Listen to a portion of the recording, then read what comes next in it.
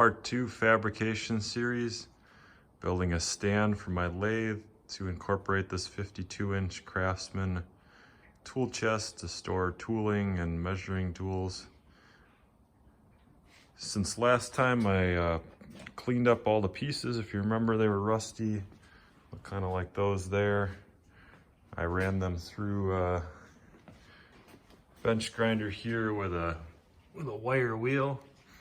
Took a little bit of time, but they cleaned up just like new. So it's always nice having clean materials to weld on and work with. So it was definitely worth the time. Just about ready to get everything tack welded together for the two main frames. Got everything lined up. Wanted to stack the pieces on top of each other. That way I'd have two frames that were exactly the same instead of trying to do one individually and then a separate one. So we got everything clamped together. All the corners are clamped together. Everything's squared up. Got the pieces clamped together to themselves, again, to try to line everything up properly. Went and bought some casters.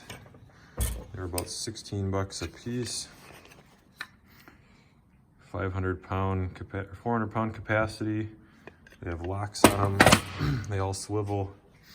They're actually designed for a toolbox, so got me thinking, man, I probably could have just bought a rolling tool chest and put the lathe on top of it for all the work I'm doing, but this will be sturdier. I won't have any problems with weight capacity or flexing or anything like that.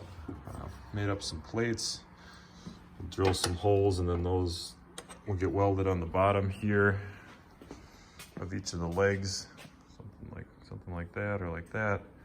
Mount the casters. Once I get these four corners welded up on these frames, then I gotta put the cross pieces in. I still need to clean those up. Those are these pieces here. And then a couple more supports for the tool chest and the lathe itself. And then for the most part, it's gonna be pretty much functional. I'm gonna use some 3/4 inch or 1 inch plywood to set the tool chest on and set the lathe on with the chip tray sitting on top of the plywood. And that's where we're at. Hopefully the next video here shortly, I'll have everything tack welded together and it'll start taking shape. Make sure to subscribe so you can see when the updates come out, and we'll talk to you next time.